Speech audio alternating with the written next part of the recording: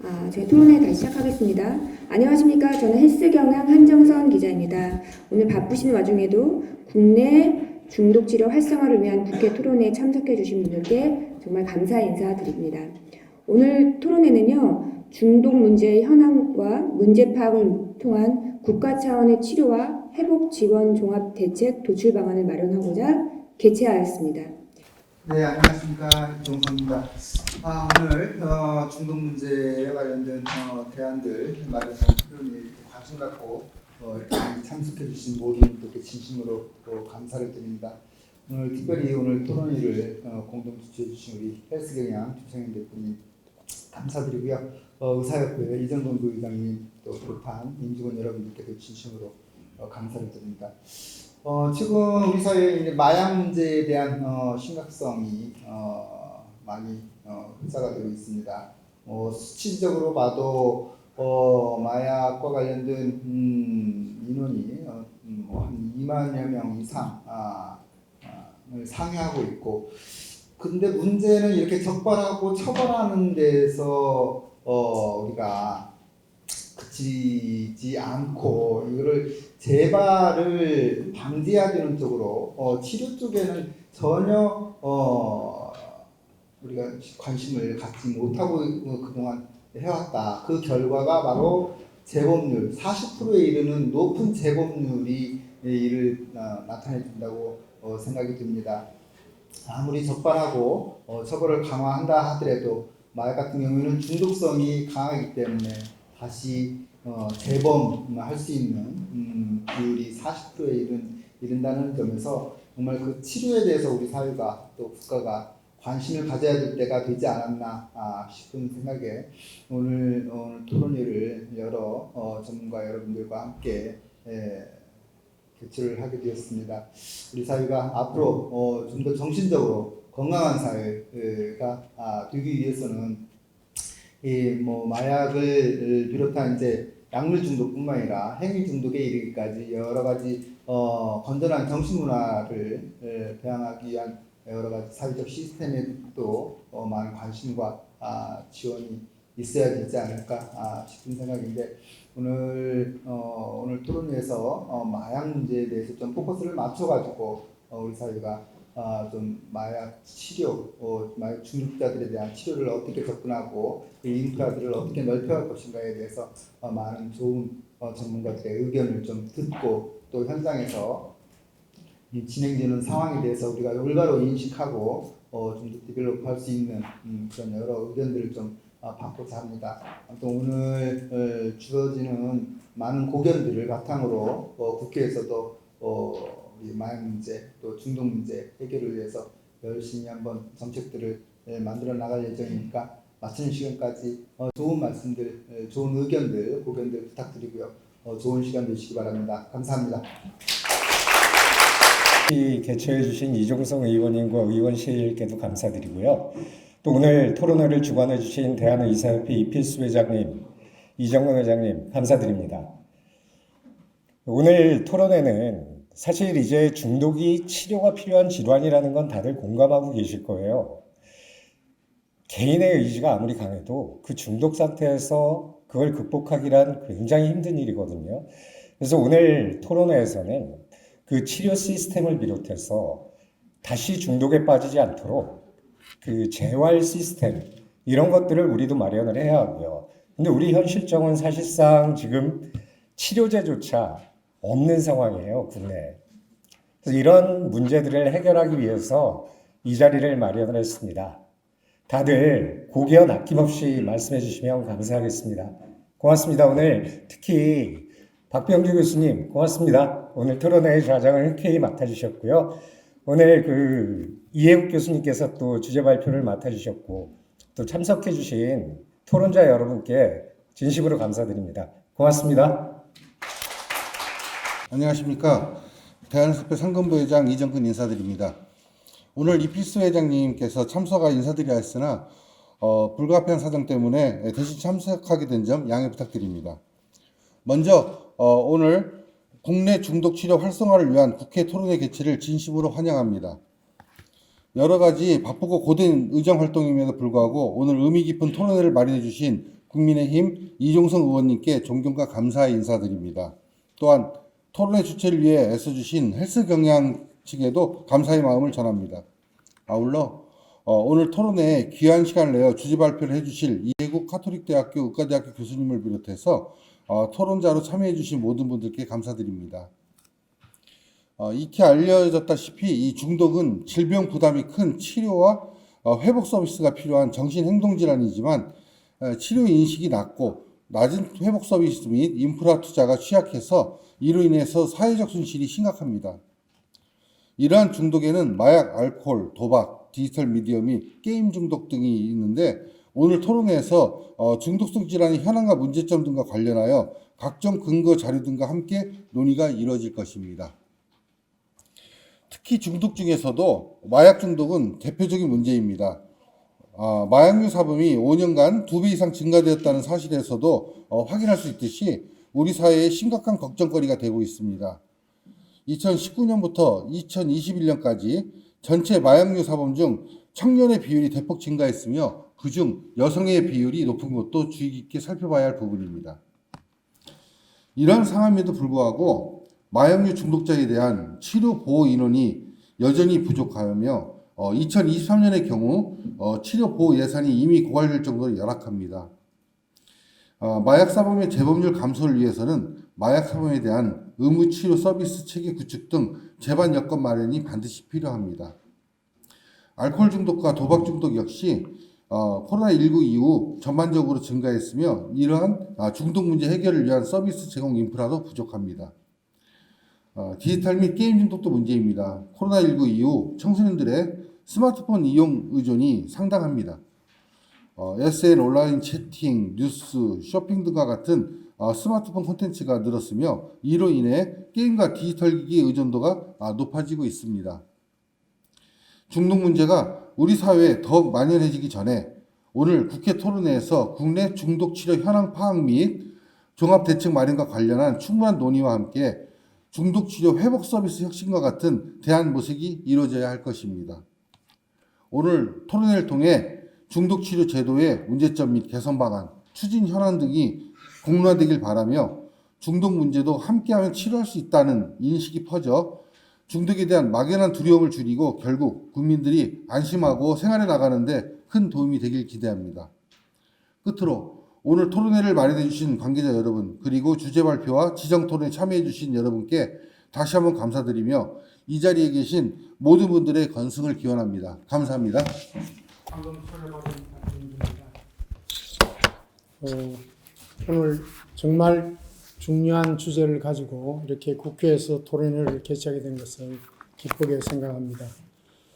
사실은 기쁘지만 오늘 토론한 내용이 얼마나 제대로 반영돼서 실제 우리나라에 시행이 되어서 좀 더 나은 나라를 만들고 좀 더 건강한 국민을 만드는 데 기여할 수 있을지 걱정이 태산입니다.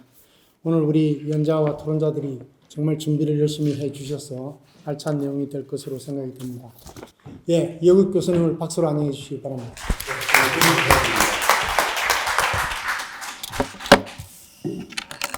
네. 이렇게 제가 아직 못 외워가지고요. 보면서 보겠습니다.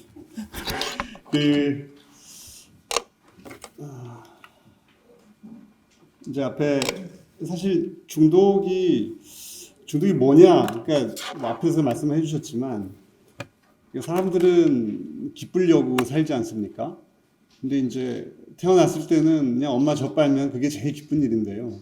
나이가 들면서는 당장 기쁜 것 중에 내 인생에 도움이 되는 게 별로 없습니다. 그러면 결국은 그렇잖아요. 저희가 뭐 공부를 하거나 뭔가 내가 하여튼 돈을 벌기 위해서도 그 결과적으로 돈은 나에게 행복을 주고 공부의 결과로 내가 얻게 되는 좋은 대학에 합격증은 나에게 행복을 줄 수 있을지 모르지만 그 공부하는 과정 자체, 일하는 과정 자체는 힘들죠. 그러니까 잠깐이라도 그걸 벗어나기 위해서 술을 마시기도 하고 게임을 하기도 하고 뭐 누군가는 또 포르노를 보기도 하고요. 도박을 하기도 하고 마약을 또 선택을 하기도 합니다.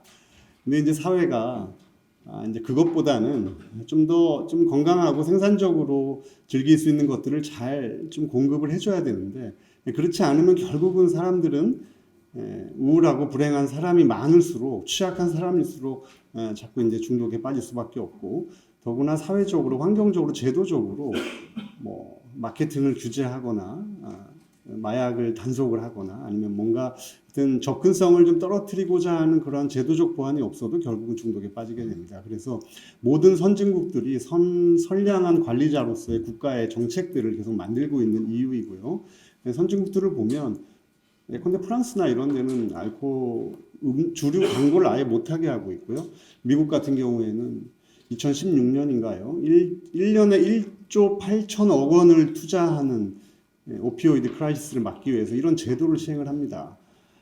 이제 우리나라는 7호 보호 예산 8억 2천만 원이 달랑 마약과 관련된 전체 예산이라고 하니 뭐 이걸로 그냥 우리가 우리 현실을 알 수 있을 것 같고요. 그래서 일단 법이 좀 뭔가 법이나 정책, 제도에 기반하지 않으면 어렵겠다라는 거고, 특히 중독은 산업이 있지 않습니까? 주류 산업이 있고, 마약도 결국 이제 뭐 미국에서는 그 펜타닐 이전에 그 마약성 진통제를 만드는 회사들이 이제 국민들로부터 고발을 당하는 일까지 생기는 여러 가지 환경적인 문제들이 있기 때문에 그만큼 법제도가 중요하다는 겁니다. 제가 오늘 말씀드릴 거는 문제 현황을 말씀드리고, 그다음에 문제가 아무리 심각해도 서비스가 잘 제공이 되면 사실은 괜찮습니다. 근데 이제 더 심각한 건 그 서비스가 너무 양적으로 질적으로 후지고 양적으로 너무 적다. 이게 어쩔 수 없이 제가 고백하는 부분이고요. 그럼 도대체 이걸 어떻게 해결할 것인가에 대한 부분들을 뭐 마약 중독, 알코올 중독, 도박 중독, 디지털 미디어 및 게임 중독이라 나눠놨지만 주로 이제 마약 중독 그리고 알코올 중독 일부에 대한 이야기를 할 수 있을 것 같습니다. 빨간 글씨 위주로 보시면 되는데요. 일단 2배가 늘었고요. 근데 이게 사실은 2만 명이 넘어갔는데 2만 명이 넘어가면 곱하기 35 하면 10만 명당 마약을 사용할 것이다라고 추정되는 사람이 35, 40 이렇게 가기 때문에 청정국 얘기는 이미 물 건너간 지 오래인데 우리나라 대책을 보니까 다시 청정국으로 돌아가겠다라고 얘기를 하시는 분들이 많더라고요. 저도 그렇게 소망합니다만 우리가 모르는 접근성이 너무나 많아졌기 때문에 어찌됐건 하더라도 잘 치료하고 예방하는 것들이 맞는 것이 아닌가 생각해요. 문제는 10대, 20대, 30대가 대폭 증가한 거고요. 10대가 증가하고 고학력 중상층 비율이 증가했고 여성이 늘어났습니다. 그럼 이거는 그냥 보편적으로 일상의 위험으로 전환이 됐다라고 보시면 되고요. 옛날에 일부 일탈이었는데 지금 그냥 누구나 할 수 있는 겁니다. 누구나 할 수 있다라는 거는 접근을 어떻게 해야 되냐면 공중보건학적 관점에 근거해서 국민 누구도 이거를 사용할 수 있고 병에 걸릴 수 있다라고 하는 그런 공중보건 정책이 필요하다는 거고요. 술도 보면 저희가 사실 코로나 때 제가 볼 때는 코로나 때는 뭐 여러 가지 힘들었지만 음주의 측면에서는 술집이 다 9시에 문을 닫았잖아요. 그러니까 1차만 하고 가자는 운동을 아무리 많이 해도 사람들이 1차를 안 하는데 코로나 때 그걸 사실 했어야죠. 그리고 코로나가 끝났을 때도 어떻게 하면 우리가 이 긍정적으로 변화된 주류 환경을 어떻게 이어나갈 것인가 이런 고민이 필요했는데 결국 뭐 보복 음주 뭐 이런 얘기 나오면서 옛날 같이 돌아갔고 더 많이 마십니다. 더 많이 마시죠. 그리고 알코올 중독은 보시면 아마 이거 모르시는 분들이 좀 있을 것 같은데요.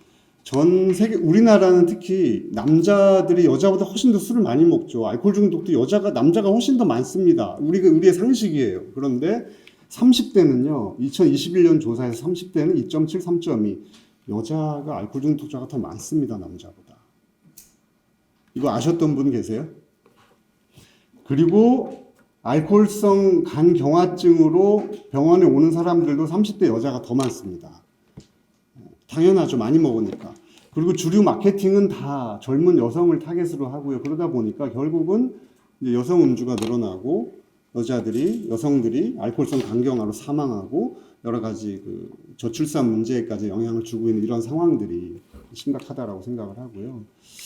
다음에 이제 서비스 현황을 봅시다. 마약 문제가 이렇게 심각한데 사실 치료 보호 기관이라는 걸 지정을 해서 나라에서 마약 중독자들을 치료해주는 이제 제도를 이용을 하고 만들어서 운영을 하고 있는데, 그럼 치료 보호 기관이라는 걸 미리 지정을 합니다. 전국에 21군데 지정을 해 놓았지만 사실은 법적으로 강제로 마약 환자를 봐야 되는 건 아니거든요. 본인들이 원하면 여기 가서 치료를 받을 수 있고, 검찰이 너는 내가 기소 안 할 테니까 가서 치료 받아라라고 의뢰를 해줘야 되거든요. 근데 1년에 10명 정도밖에 의뢰하지 않습니다. 그리고 치료 자발적으로 내가 치료를 받겠다고 하는 사람도 한 250명밖에 되지 않습니다. 2만 명이 잡히는데 그 중에 1%가 치료를 받는 거고요. 그나마도 돈을 신청을 하면 건강보험은 매달 나오잖아요. 근데 치료보호 예산 1년에 한 번 모았다가 줍니다. 그것도 다 안 줍니다. 그러니까 망하죠. 그래서 실제로 그 서울에서 가장 많이 치료하던 강남을지병원 2018년에 문 닫았고요. 참사랑병원 망하네, 문 닫네 이러고 있는 게 현실입니다. 그렇죠? 그러니까 200명이 한 번씩만 입원하면 현재 8억 2천만 원은 다 그냥 고갈이 되는 거고, 실제로 그래서 이미 치료 보호 예산이 고갈이 돼서 열심히 지금 추경하고 딴 예산 돌려가지고 그래도 어떻게든 유지는 하고 있습니다만 2만 명 시대에 아주 슬픈 현실인 거죠. 그래서 결국은 그래서 많이 하는 게 이걸 합니다. 뭐냐면 이제 2만 명이 잡히면요, 이 중에 감옥 가는 사람이 한 절반 가까이 되고요. 그리고 기소유예하는 사람이 한 3분의 1, 그다음 집행유예하는 사람이 3분의 1. 그럼 요거 합쳐서 한 5천 명 정도 되는데, 이 사람들은 뭘 하느냐? 검사나 판사가 수강명령, 그러니까 집행유예 조건부 수강명령을 때리고요. 그리고 재활교육 조건부 기소유예를 때립니다. 그러면 이 사람들은 마약대책운동본부에서 운영하는 재활센터에서 교육을 받습니다. 근데 이 교육이라고 하는 것이 이게 근거 기반 치료냐 아니면 교육이냐, 이 효과성이 얼마나 검증이 되냐, 사실 현재로서는 알 수 없다고 할 수밖에 없고요. 그러다 보니까 재범률이 35%. 그러니까 3명 중에 1명이 1년 안에 재발하니까 3년 지나면 잡혔던 사람 그대로 다 재발, 마약한다는 얘기거든요.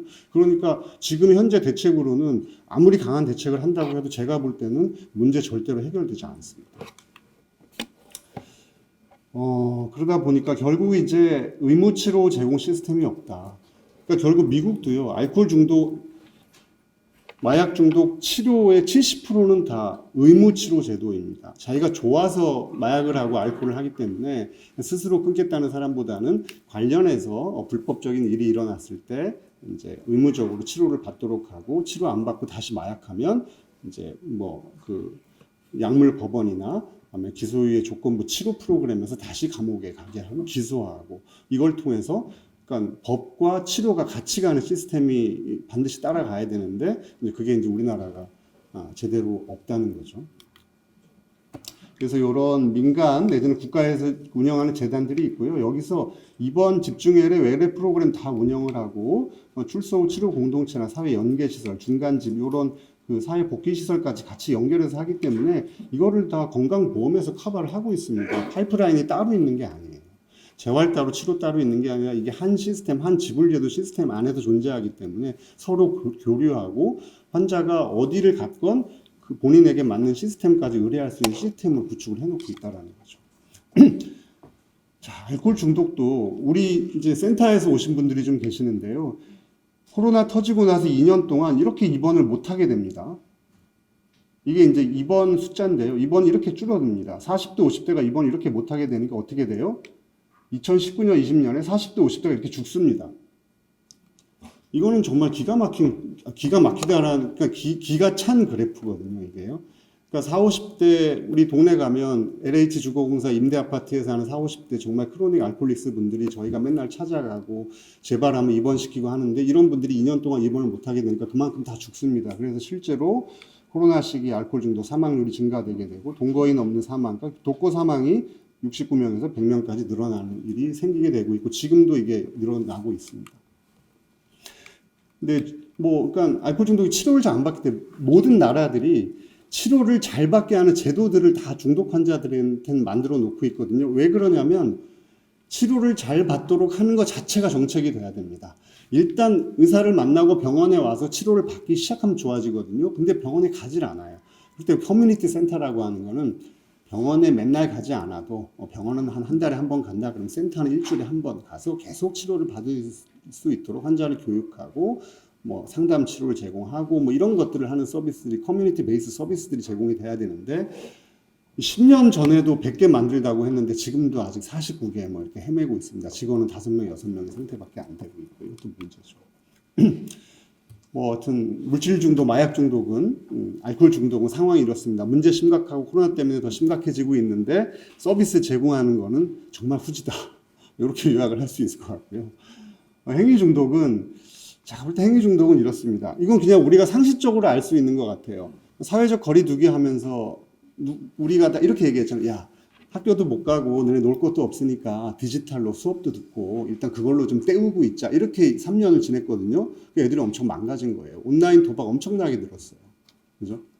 포르노 늘고요. 게임도 늘고요. SNS 다 늘었습니다. 그 결과적으로 10대, 20대 정신건강 악화되고 물론 디지털 미디어를 많이 사용하는 것만이 이유는 아닐 겁니다. 하지만 적어도 오프라인 상에서의 커뮤니케이션과 관계가 줄어들고 디지털 미디어를 사용하는 양이 늘어나게 되면서 상식적으로 우리는 알 수 있어요. 아이들의 정신건강이 나빠졌다. 그것들이 최근 1년 사이에 2년 사이에 10대, 20대 자살률이 늘어나는 것과 무관하지 않다라는 것을 우리는 알고 있죠. 그런데 실제로 불법 도박 상담 건수도 증가되다 줄어들고 있고요. 청소년 도박 진료 현황은 늘어나고 있습니다. 그런데 도박중독예방치료원에서는 의료비 지원 사업을 중단했습니다. 이게 지금 현실이에요. 왜냐하면 여기는 문체부가 주무부처로 있는 사감위에 소속된 기관이거든요. 그러니까 부처가 다릅니다. 우리나라 행위중독은 다 부처가 다르죠. 뭐 10명 들었던 거. 여가부도 마찬가지죠. 그러니까 여가부 교육부가 전수조사를 하거든요. 요즘은 도박중독도 그러니까 초등학교 5학년, 중학교 1학년, 고등학교 1학년에게 전수조사를 합니다. 이게 이제 서베이가 목적은 아니죠. 거기서 포지티브 나온 애들을 의뢰해서 치료받도록 하는 건데 여기서 스마트폰 과의존으로 나온 아이들 중에서 실제로 의료기관까지 간 아이들이 6%, 100명 중에 6명밖에 되지 않습니다. 그러니까 실제로 모든 선별조사는 리퍼 시스템이 없으면 사실은 효과가 없다라고 얘기하고 있는데 실제로 그런 상황인 거죠.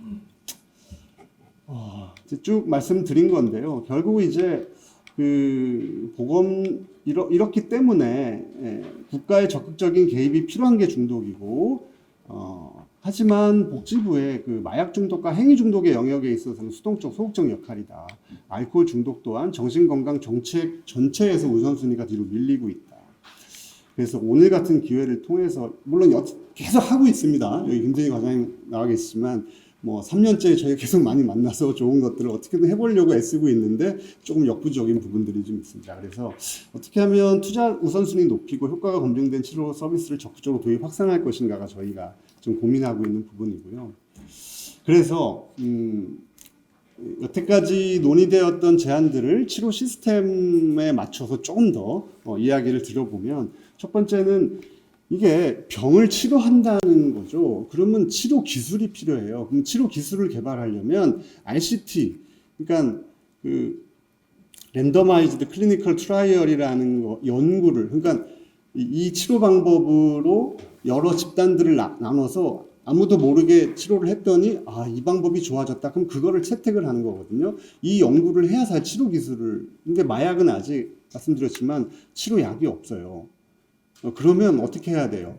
치료약이 없으니까 그냥 지역에서 재활만 하면 다 치료된다? 절대 아니죠. 연구를 해야 되는 거예요.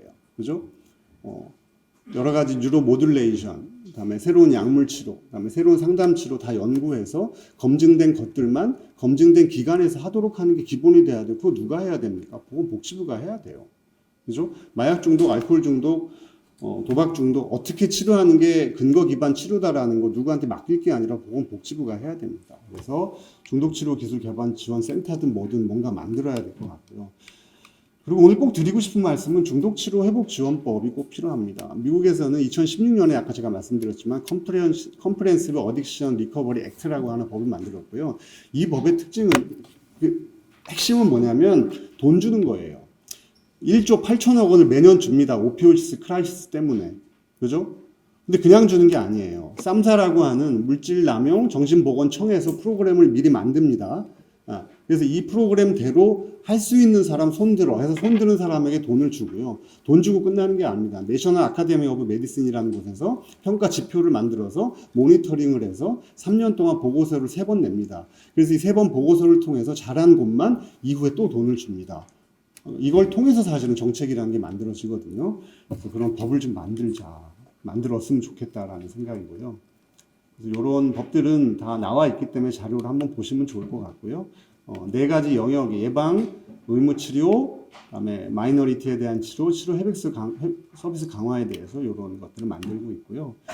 치료 보호 제도를 아까도 말씀드린 대로 현재 보호 제도 하에서는 인센티브를 좀 지원을 해야 되고 표준 치료 비용 지침을 개발을 해서 좀 더 돈을 많이 벌 수 있도록 해줘야 열심히 마약 치료를 하겠죠. 그리고 상시 지급 한 달에 한 번씩 주고 절차 간소하게 하고 치료 보호 예산을 늘리고 중장기적으로는 건강보험에 편입하도록 해야 맞습니다. 그리고 본인 부담금만 지급하는 게 맞고요. 그럴 경우에 중독치료 수가라는 것들을 좀 올려서 의료기관들이 정말로 너도 나도 마약 중독을 치료하고 싶어져야 사실은 마약 문제가 해결이 되지 않을까 생각을 하고요.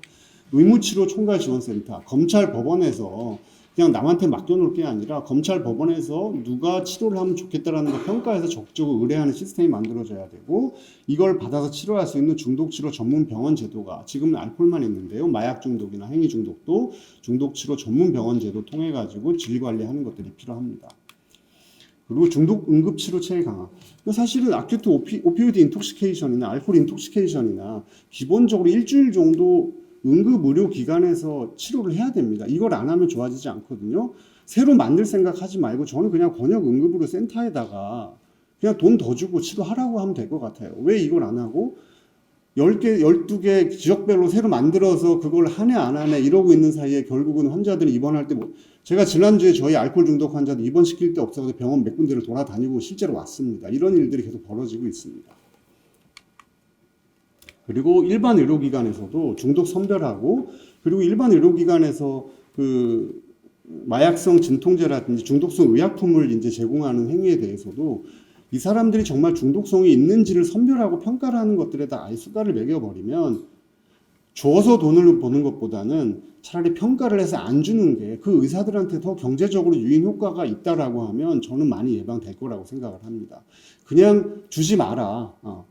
주면 처벌하겠다. 해결 안 됩니다. 이 부분은 1차 의료기관으로 하여금 중독 문제 개입하고 중독 문제를 선별해서 약을 안 줄 때 더 이득을 얻는 시스템을 만들어줘야 이 문제는 해결이 될 수 있다고 생각을 합니다. 그리고 마지막으로 또 중요한 거는 우리가 이걸 다 하기 위해서는 의사들은 혼자 할 수 없고요. 외국에서도 이미 양질의 검증된 표준화된 커리큘럼에 의해서 양성된 중독 정신건강 상담사들을 양성해서 중독 치료기관, 재활기관에서 일하도록 하고 있습니다. 저는 정신보건 전문요원 트랙에 중독 상담가를 추가할 수 있기를 제안을 드리고 그 시스템을 국가에서 해주던 안 해주던 만들고자 하고 있고 이미 시작을 하고 있다는 걸 말씀드리고 싶습니다. 그리고 마지막으로 지역사회 중독센터, 회복지원센터에 설치하고 이런 것들을 전국적으로 확대를 해야 되는데 새롭게 만들기보다는 현재 존재하는 중독센터에 대한 지원을 늘림으로써 양적 질적으로 확대하는 것들을 제안드리고 싶습니다. 결론 말씀드리면 제가 20분 타이머 맞춰놨는데 딱 20초 남았습니다. 네. 그 앞부분은 드렸던 말씀이고요. 결국은 중독 문제 예방하고 그러니까 중독성 질환으로 인한 대상자나 가족이 취약해지고 취약한 대상이 중독 문제를 경험할 위험이 높기 때문에 나라는 알아서 잘하는 사람한테 서비스는 안 해줘도 됩니다. 취약한 사람, 중독에 걸리면 취약하고 취약한 사람이 많이 걸리기 때문에 중독 환자를 예방하고 치료하는 것은 국가적으로 가장 높은 우선순위가 있는 것이라고 할 수 있고요. 그래서 가장 중요한 보건의료 과제라고 생각을 하고요. 그리고 하지만 그렇다고 해서 열심히 하는 것만으로는 안 되고 잘 해야 됩니다. 잘한다는 게 뭐냐면 문제에 맞는 개입을 해야 된다는 거. 그게 결국은 보건의료와 복지 서비스의 원칙에 근거해서 제공돼야 되고 지속적으로 잘 되기 위해서는 법과 정확한 제도로 시행이 돼야 되고 수반되는 재정과 근거 기반 사업 모델이 함께 제공될 때 중독 문제가 해결될 수 있지 않을까 생각을 하고 이것을 위해서는 법이 필요하다라는 말씀드리면서 마무리하겠습니다. 감사합니다. 지금부터 바로 진행하도록 하겠습니다. 먼저 전성훈 이사님 부탁드립니다. 네, 안녕하세요. 의사협회 법제이사인 전성호 변호사입니다.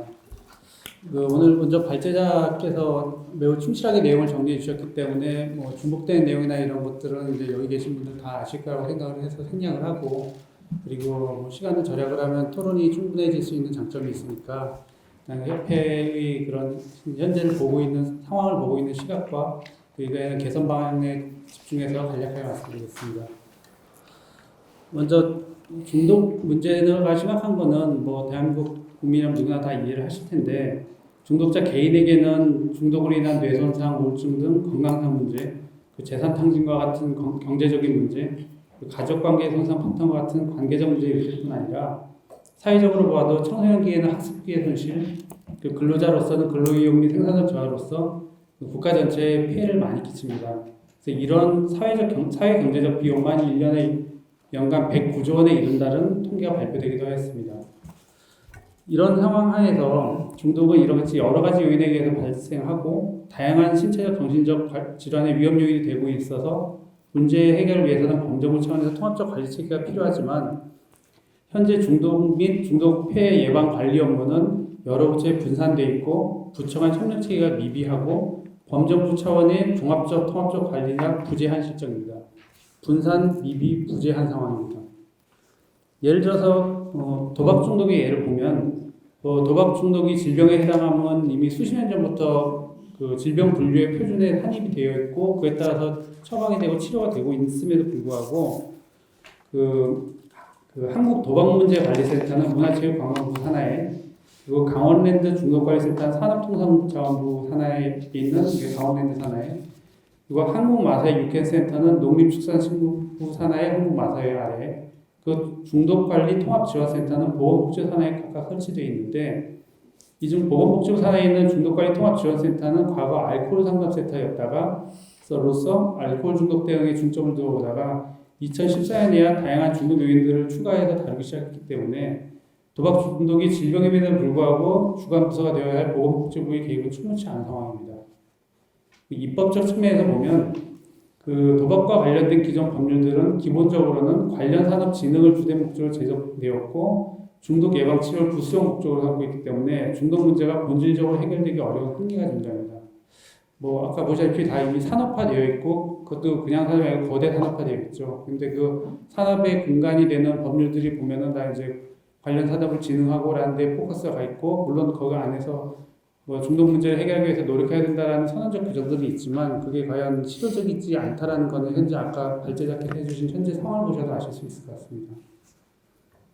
그리고 또 정책적 측면에서 보면 사행산업통합감독위원회가 국무총리 산하에 설치되어 있기는 하지만 해당 위원회는 각 부서 간 사행산업과 관련한 정책 조율에 중점을 두고 있고 중독 폐해 관리 문제는 각 기관들에 사실상 위임하고 있는 것으로 보입니다. 이러한 점을 종합하면 정부 여전히 도박 중독을 정신장애로서 치료가 필요한 질병이 아닌 상담으로 해결할 수 있는 개인이즘 문제임을 전제로 산발적인 정책을 마련하고 있는 것으로 보이는데, 이 중독 예방 치료를 목적으로 그 목적으로 하는 범정부 차원의 정책이 있다라고 평가하기에는 매우 부족하다고 할 수 있습니다. 개선 방안과 관련해서 말씀드리면 방금 말씀드린 바와 같이 이게 의지 문제가 아닌 질병이다라는 걸 명확히 해서 그 문제의 본질적 해결이 쉽지 않다. 아까 청정국으로 마약 청정국으로 돌아가겠다라는 의지를 밝히고 있다라고 하셨는데 정부 차원에서 시도 자체는 좋지만 그거는 플랜 A에 해당할 것이고 플랜 A가 되지 않을 경우에 과연 이 상황을 그대로 놔둘 것이냐, 처벌 위주로 우리가 옛날 상태로 다시 돌아갈 수 있냐에 대해서 정부 차원에서 한번 근본적으로 검토를 해보셔야 될 것 같고, 그리고 이러한 인식을 바탕으로 이 문제를 다루게 되면 당연히 주무부처는 보건복지부가 되어야 하고 국민들의 건강인권이라는 측면에서 접근을 해서 정책을 수립해야 옳을 것으로 보입니다. 그리고 뭐 약간 다른 얘기일 수도 있지만은 이제 우리 사회의 고질적인 문제 해결을 하는 고질적인 문제점이 처벌 위주의 사후적인 미봉책이라는 점이죠. 그래서 예방에 대한 비용 투입을 킥킥거리고 그 대형 인명사고가 일어난 이후에 대책을 수립하면서 그것도 비용 투입을 최소화하는 방향으로 항상 이루어져 왔습니다. 뭐 굳이 구체적인 사건의 예를 말씀드리지 않아도 지금 머리에 떠올리시는 사건들을 생각해 보시면 맞을 텐데요. 그런데 이런 상황이 여전한 상황에서도 우리는 이제 선진국인가라는 질문들을 서로 하면은 이제 선진국 되지 않았나라는 말씀들 많이 하세요. 그래서 뭐 BTS가 나왔으니까 선진국 아닌가? 라고 생각하실 수도 있고, 그래서 물론 그렇게 보실 수도 있고 다양한 시각도 있겠지만, 대한의사협회 입장에서는 국민의 심신의 건강을 유지하는데 국가가 필요한 만큼의 최소한의 비용은 아끼지 않고 투입해서 그를 뒷받침할 수 있는 시스템과 제도가 완비되었다면 의료계 입장에서는 대한민국이 선진국이다라고 말할 수 있을 것 같습니다. 그런데 지금 상황을 보시면 아까 발제해서 보신 것 같은 상황에서 크게 개선되지 않고 오히려 나빠지고 있는 상황이고 여전히 집중하고 있는 걸로 보입니다. 그런데 아까 보신 것 같이 재범률이 3년 안에는 다 하는 걸로 나오거든요. 그러면 이런 방법으로는 더 이상 해결이 안 된다는 것을 인정을 하고, 그리고 사전적 예방적인 대책이 뭐가 있느냐, 그게 아까 보신 것과 같은 중독치료 예방과 관련한 정부적인 대책을 만들고 이를 뒷받침할 수 있는 법률을 만들어서 체계적으로 눈에 보이지 않지만 비용을 써가면서 시작할 때가 이미 된 것입니다. 이를 위해서 대한의사협회 정부에 제안을 드립니다. 정부는 의사단체 및 관련 학회와 협의해서 종합적 중독 예방 치료를 제공하는 통합적 제도의 수립 및 이를 규율하는 법률 제정에 나서줄 것을 요청드립니다. 그리고 정부는 이와 같은 통합적 제도 안에서 부처별 기능이 효과적으로 이행될 수 있도록 지금과 같이 분산된 기능들을 재정립하고 이를 위해서 정부 부처 간 이해단체 이견을 해소하기 위한 충분한 협의와 세부적인 검토를 이제부터라도 시작해야 될 것이고, 그리고 국회 차원에도 이러한 입법의 필요성을 강조하여 향후 입법 작업이 행정적인 문제점이 없이 원활히 진행될 수 있도록 나서주었으면 바람입니다. 이상 발언 마치겠습니다. 네, 안녕하십니까. 헬스경향 이용국 기자입니다. 여러분들 다들 아침 혹시 커피 한 잔씩 좀 자주 즐겨 드십니까? 특히 아메리카노 아이스 해가지고 많이 드실 것 같은데 저 역시 매일 아침 아이스 아메리카노를 즐겨 먹고 있습니다. 직장 생활하기 전에는 먹지 않았던 건데 어느 순간 아침에 좀 잠을 깨려 먹었던 게 이제 그거를 먹지 않으면은 잠이 안 깬 것 같고 업무 효율이 올라가지 않은 것 같습니다. 그게 마치 중독이죠. 하지만 이 커피 중독 같은 경우는 치료가 필요가 없습니다. 왜? 우리가 커피를 먹지 않았다고 해서 금단 현상이라던가 혹은 업무의 효율성이 그렇게 크게 하락하지 않기 때문이죠. 하지만 마약 중독, 인터넷 장애 중독, 포르노 중독, 그리고 알코올 중독 같은 경우는 엄연한 질환입니다. 거기에 대한 연구들은 뇌 MRI나 각종 연구 지표들을 통해서 이미 입증이 됐습니다. 이번에 토론회가 개최됐을 때 처음에 어떤 느낌을 받았느냐, 결국 터질 게 터졌구나 라는 생각이 들었습니다. 왜 그 말씀을 드렸냐면은 하나를 보면은 열을 안다는 말이 있습니다. 자, 먼저 해외 사례를 말씀드리기 전에 우리나라의 문제점 딱 3가지만 먼저 말씀드리고 해외 사례를 말씀드리도록 하겠습니다. 저는 이번에 식약처하고 복지부 내년 예산안을 봤을 때 과연 이 중독의 문제를 치료에 포커싱을 맞추고 있는 건지, 재활에 포커싱을 맞추고 있는 건지, 아니면은 예방에 포커싱을 맞추고 있는 건지 도대체 모르겠습니다. 과연 이 많은 3배 이상이 되는 예산 집행, 그 국민의 세금을 과연 적절하게 사용이 될 수 있을까? 예산만 지원을 하고 끝내는 게 아닐까? 매년 반복이 되어 왔었죠. 중독 문제뿐만 아니라 다른 필수 의료도 마찬가지입니다. 두 번째 같은 경우는 컨트롤 타워의 부재입니다. 방금 앞에서 이 교수님께서 설명을 해주셨던 것처럼 각 행위별 중독의 각 부처들은 분산되어 있습니다. 다른 국회 토론에서 그렇지만은 이렇게 분산되어 있는 문제점에 대해서 전문가들은 한결같이 얘기를 합니다. 국무총리 산하에 특별위원회를 설치해 주시던가 아니면은 관계 부처에 일원화를 해줘라. 예산은 분배가 돼 있고 이렇게 컨트롤 타워가 없으면 과연 잘 이루어지는 센터가 있을까요? 저는 거기에 대해서 두 번째가 미지수입니다. 세 번째, 사회적 인식입니다. 해외 같은 경우는 그 사람들을 환자로 바라보지 잠재적 범죄자로 바라보진 않습니다. 하지만은 우리나라는 과연 어떨까요? 왜 서울뿐만 아니라 전국의 마약 중독 치료를 전문적으로 하는 병원이 단 2개밖에 없을까요?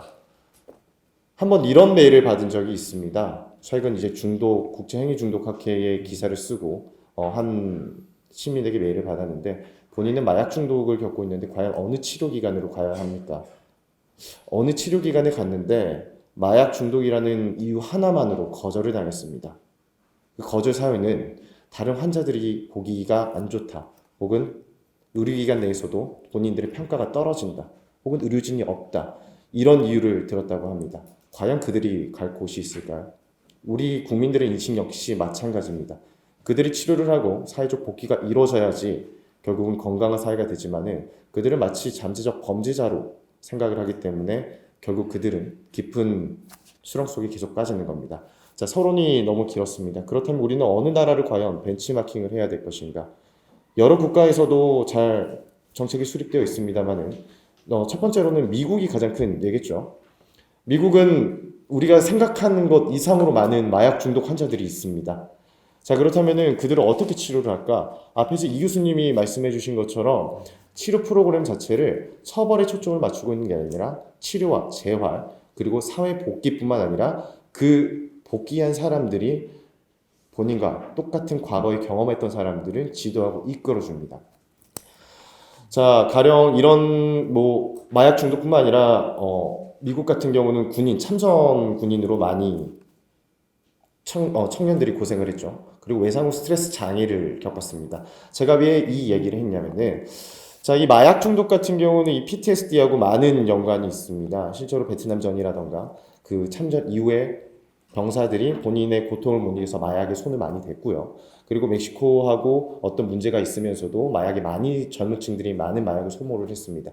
결국 국가적 차원에서 이들을 사회를 복귀를 시켜야 되는 프로그램을 구축을 했어야 됐습니다. 근데 치료는 치료제도 없고 복귀를 하자는 프로그램이 너무 없습니다. 그래서 어떻게 했을까요? 먼저 이들을 다 불러 모읍니다. 불러 모아서 너희들이 얘기를 한번 해봐라. 환자들이 스스로에 대해서 얘기를 합니다. 나는 어때서 마약을 투여를 했고 지금 어떤 상황이고 우리의 가정이 현재 어떤 상황이다. 그렇기 때문에 나는 도움이 필요하다. 여기서의 가장 큰 포인트는 도움입니다. 그렇게 도움이 필요한 사람들이 본인들의 사회 거버넌스를 구축을 했고요. 그 거버넌스를 인정한 정부 같은 경우는 이들에게 처벌의 초점보다는 사회적 복귀를 꾀할 수 있는 사회적 프로그램을 만들었습니다.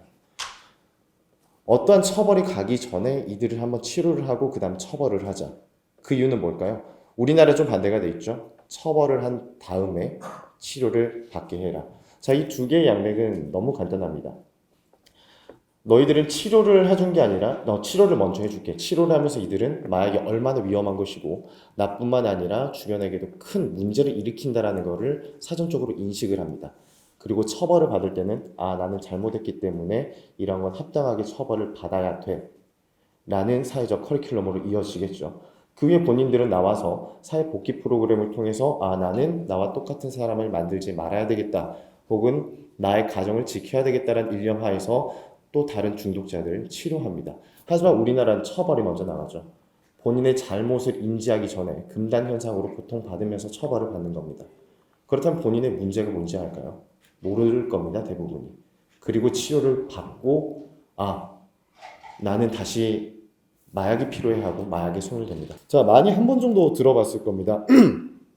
다르크라는 이제 모임인데요.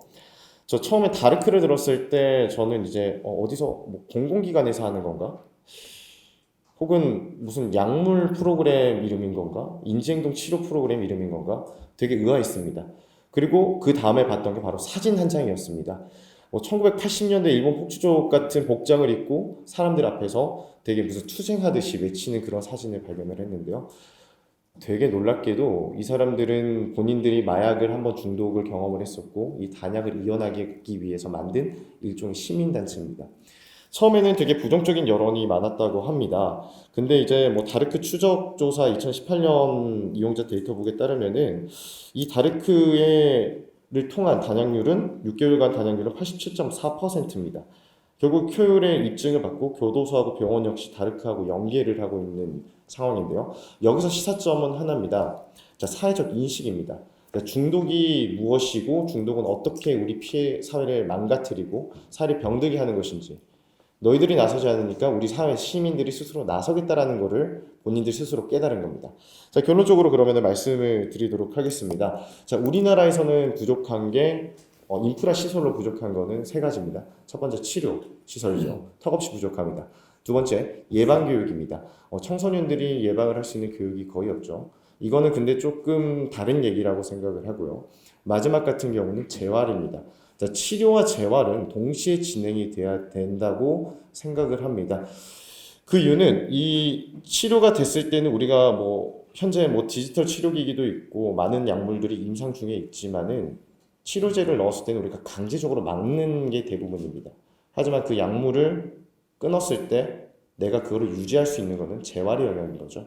결국 이 두 개가 동시에 가야 됩니다. 네, 결국 이제 마지막으로 말씀을 드리도록 하겠습니다. 이런 얘기 많이 들어보셨을 것 같습니다.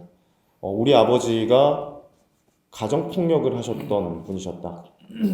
어디서 많이 나왔을까요? 미국 프로파일러들이 가장 많은 책에 보면은 큰 강력범죄자들을 보면은 가정이 좋지 않거나 폭력 이런 부분이 좀 많았습니다. 물론 다 그렇진 않습니다만은 대부분이 좀 그런 케이스가 많았습니다. 그 말은 무엇이냐? 자, 마약이나 이런 치명적인 중독 질환 같은 경우는 본인에서 끝나지가 않습니다. 그것은 결국 대물림이 될 수가 있는 거고 그 대물림은 사회를 굶게 만듭니다. 아무리 예방을 한다고 예방 교육에 힘쓴다고 해도 이미 터질 것은 터진 상황입니다. 그렇다면은 지금 정부에서 힘써야 되는 것은 정확히 두 개라고 생각을 합니다. 치료와 재활이죠. 그리고 마지막으로 사회복귀입니다. 이 프로그램이 연계가 되지 않는다면은 결국은 치료가 되고 재활이 이루어지더라도 그들은 사회에서 설 자리를 잃을 겁니다. 제가 알코올 전문 병원 협의회 회장도 맡고 있지만 실제 제가 운영하는 병원은 알코올 중독 전문 병원으로 보건복지부 지정 병원입니다. 또한 경기도에 있는데 경기도에서도 정신응급 환자분들을 계속 저희가 입원을 받고 현재는 경기도에서도 민간병원 지정을 받아서 도와 여러 가지 활동을 하고 있습니다. 그렇기 때문에 제가 오늘 좀 더 현실에서 벌어지는 어떻게 그러면 바뀌어야 이런 정신응급이나 중독 질환에 대한 치료나 여러 가지 지원 시스템이 발전될 수 있을지에 대해서 중점을 두고 말씀을 드리겠습니다. 정신응급이 그나마 조금 나아지고 있는 것은 예전에는 경찰분들이 여전히 힘들지만 그래도 예전보다는 입원시킬 병원이 조금씩 있습니다. 그 이유는 그래도 정신응급이 그래도 수가라도 뭐라도 조금 개발되는 어떤 분위기가 있다라는 것이 좀 영향이 있었다고 보이지만 여전히 어려운 부분은 근무 시간에는 정신응급을 받아주는 병원들이 있지만 주로 야간이나 공휴일에는 여전히 거의 없습니다. 그 이유는 현재 정신과 의사들이 개업을 너무 많이 하는 바람에 병원 근무하는 의사들이 매우 부족해졌고 또 당직이라든지 이런 환자분들을 보는 거에 대한 부담을 많이 가지기 때문에 사람을 구하기가 힘듭니다. 그렇기 때문에 실제 현실적으로 야간 당직 새벽에 의사들이 당직을 쓰고 또 다음날 오프가 없기 때문에 다시 이제 진료를 해야 되는 현실에서 현실적인 어려움이 많은 게 또한 현실입니다. 그렇기 때문에 지금 경기도에서처럼 병원을 지정을 해서 야간 당직 시스템을 잘 구축해 놓은 병원들이 필요할 텐데 그러기 위해서는 환자가 있든 없든 지원을 해줘야 됩니다. 당직을 유지하기 위해서는 많은 인건비가 들고 간호사, 보호사, 의사, 원무과, 행정팀 이런 사람들을 항상 준비를 해놔야 되기 때문에 그것은 환자가 있고 없고가 개념이 아니고 우리가 항상 우리 그 119 소방관 분들이 늘 준비하고 대기하듯이 그걸 할 수 있도록 지원을 해줘야 됩니다. 그것은 현재 국공립에서만 되는 것은 불가능하기 때문에 이런 민간병원과 협력 체계를 구축하는 시스템이 향후에 필요할 것으로 보이고 두 번째는 정신응급에서 경찰분들이 제일 힘들어하는 것은 현장에 출동을 해도 예를 들어 안타깝지만 이번에 서현역 참사의 그 가해자 분이 은둔형으로 몇 년 동안 있었는데요. 신고가 돼서 경찰분들이 출동을 해도 그분은 정신응급 입원을 시킬 수가 없습니다. 왜냐하면 질환은 분명해 보이지만 자해나 타해 위험성이 그 당시는 명확하지 않거든요. 그런 경우는 본인이 자해 입원에 동의하지 않는 한 절대 정신응급이라는 공권력을 동원한 강제 입원을 시킬 수가 없습니다. 그것은 현재 만약 그렇게 시켰다가는 경찰분들이 민원이나 소송을 당할 때 정신건강복지법에 의해서 필패이기 때문에 그분들이 그것을 감당할 자신이 없기 때문에 환자분이 정확하게 현장에 출동했을 때 그런 위험한 행동이 명확하지 않으면 이분들은 주저할 수밖에 없습니다. 이제 그것을 보완하기 위해서는 이런 경찰분들이 좀 더 과감하게 결정을 할 수 있는 결정권이라든지 면책 관련된 법의 어떤 보호가 필요하다고 보이고, 가장 궁극적으로는 현재 정신건강복지법이 치료의 필요성과 자해나 타해 위험성이 동시에 있을 때만 비자해 입원이 가능하도록 되어 있는 조항을 세계보건기구 WHO의 기준 글로벌 스탠다드에 맞춰서 둘 중에 하나만 있어도 가능하도록 이렇게 바뀌어야 될 것 같습니다. 그래서 AND의 개념보단 OR의 개념이 필요하다 라고 저는 말씀드리는데, 이것이 결국은 또 환자 인권이나 자기 결정권에 대한 문제 때문에 또한 논란의 소지가 있기 때문에 이 부분은 관련된 분들과 함께 많은 토의와 소통의 어떤 과정이 필요하다라고 저는 생각을 하고 있습니다. 두 번째로는 이런 중독 질환 병원이, 저희 알코올 전문 병원이 전국에 9개가 있고, 이거는 정신건강정책국 지정이 아니고 보건복지부의 보건의료정책과에서 추진하는 전문병원 제도의 하나로 수지접합, 화상 이런 수많은 전문병원 중에 알코올 전문병원이 9개가 지정이 되어 있습니다. 그동안 수많은 소통과 제안을 했지만 이런 좀 더 중증 질환, 일반 조현병이나 우울증보다 훨씬 손이 많이 가는 이런 알코올 중독 질환에 대한 가산 수가는 현재 없습니다. 그렇기 때문에 많은 정신과 병원들이 심한 알코올 중독 환자분들을 보는 것을 기피하는 것 또한 현실입니다. 저희 알코올 전문병원 수가는 좀 있지만 알코올 질환에 대한 가산 수가가 전혀 없는 여러 경영의 어려움 때문에 한 개 병원이 문을 닫았고요. 현재 9개 중에서도 3개 병원은 알코올 전문병원 반납을 지금 심각하게 고려 중입니다. 알코올 전문병원 지정 기준을 차라리 안 맞추고 다른 질환의 환자분들을 더 입원을 시키면 그것이 병상 가동률에는 도움이 되기 때문에 오히려 경영에 도움이 된다, 이렇게 보는 분들이 많습니다. 그 중에서 또 가장 핵심적인 것은 이런 전문병원 수가, 알코올에 대한 가산 수가도 없지만 전문병원 수가에서도 의료급여, 의료 수급자분들은 그 수가에서 제외된다는 것입니다. 평균적으로 한 10% 정도가 의료급여 환자분들이 일반 비정신과 병원을 이용하고 있는데, 알코올 전문병원, 정신과 병원들은 질환의 특성상 한 40에서 많게는 한 70% 정도가 의료 수급자입니다. 그렇기 때문에 그분들에 대한 그 전문병원 수가가 또 제외되어 있기 때문에 설상가상으로 3중의 경영의 어려움을 가지고 있습니다.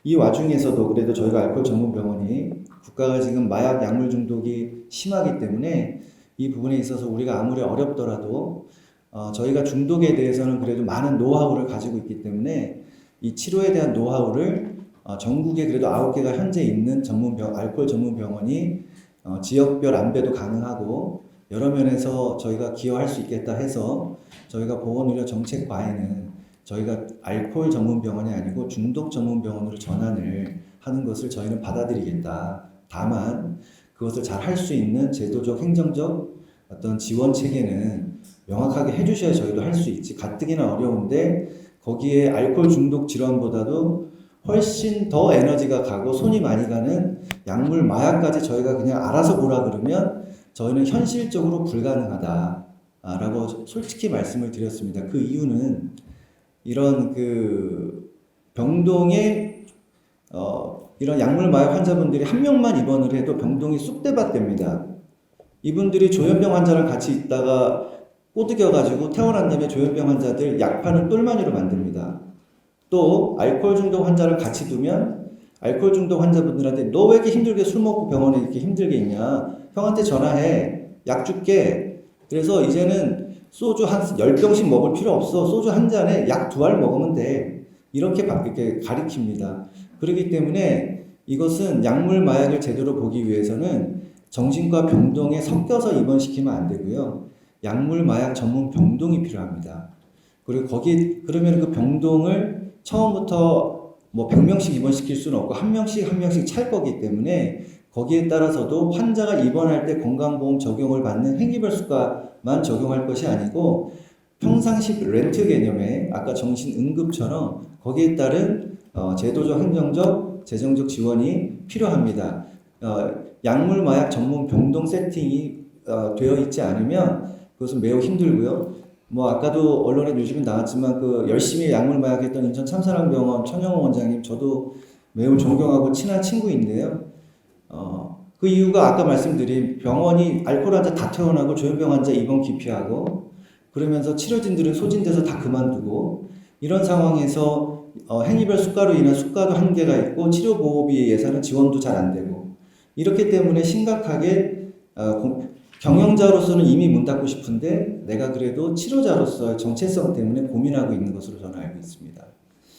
그리고 마지막으로 이런 또 하나의 지원 체계가 중독 관련 센터입니다. 현재 모든 정신보건 사업에서 정신조현병 관련된 센터는 전국적으로 많이 확대되어 있지만 상대적으로 중독 관련 센터는 현재 매우 부족합니다.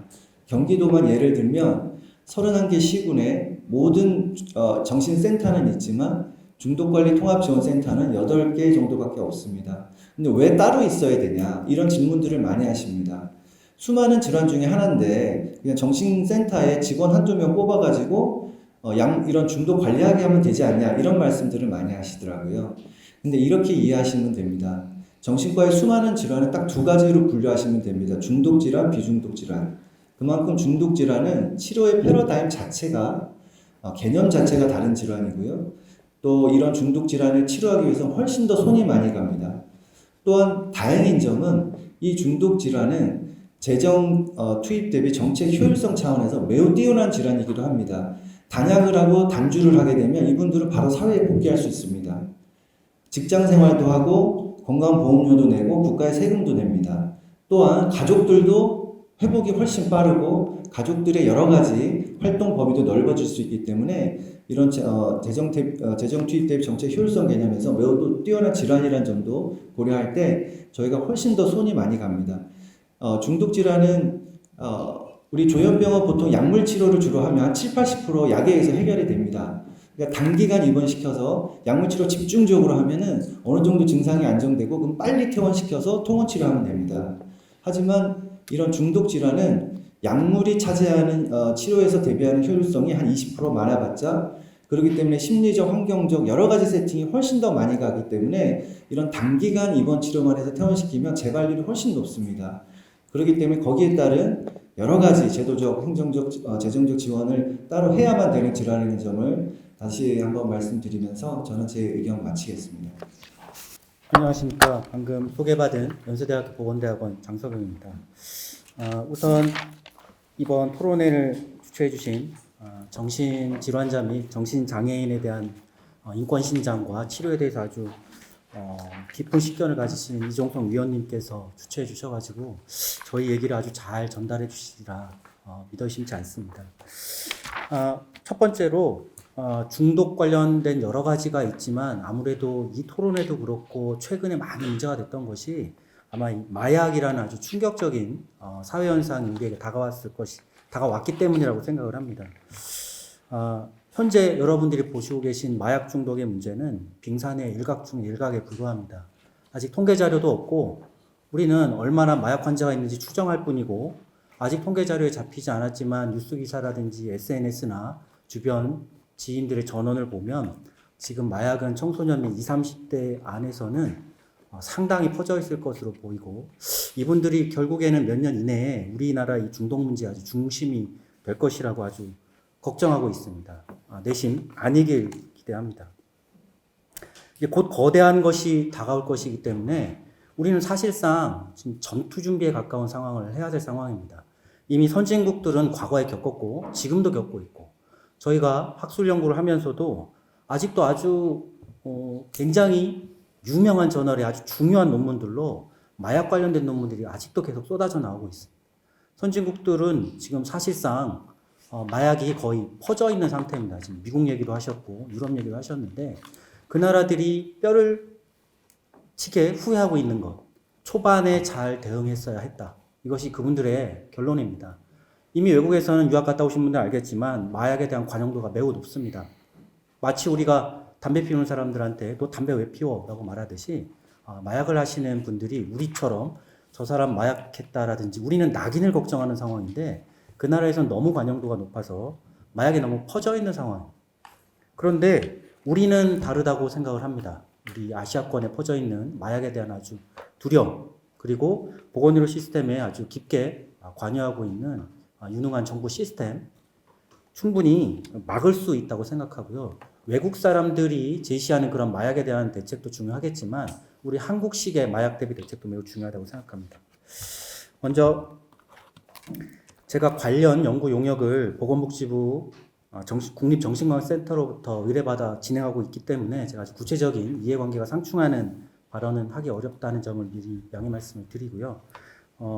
그래도 제가 할 수 있는 내용들로는 저희 연구진이 우리나라의 마약 예방, 치료, 재활, 사회복귀, 그 다음 형사사법 시스템에서는 재범 방지까지 쭉 검토해 본 결과 현재로서는 3개 축이 있는 것을 저희가 정리를 했습니다. 첫 번째는 치료와 관련된 보건의료 시스템, 두 번째는 기소, 처벌 또는 기소유예 관련된 형사사법 시스템, 세 번째로는 식약처가 중심으로 된 약물 관리 시스템입니다. 형사사법 시스템은 아주 바쁘게 움직이고 있고 약물 관리 시스템, 식약처도 과거로부터 열심히 해왔습니다. 마약 퇴치 운동본부를 통해서. 그런데 놀랍게도 이 보건의료 시스템의 마약류, 특히 약물, 물질 관련된 정책에 관해서는 놀랍도록 예산도 적고 조직 지원도 적고 문헌도 찾기 힘들고 사실상 저희가 관련된 연구로서는 이제 최초 연구 비슷하게 하고 있어서 어려움을 겪을 정도입니다. 왜 그런가 했더니 보건복지부와 식약처와 법무부 이 3축이 같이 돌아가고 있는데 아무래도 과거로부터 이제 법무부 식약처가 중심적으로 해오다 보니까 보건복지부가 주도적으로 일을 하기가 쉽지는 않은 구조로 보입니다.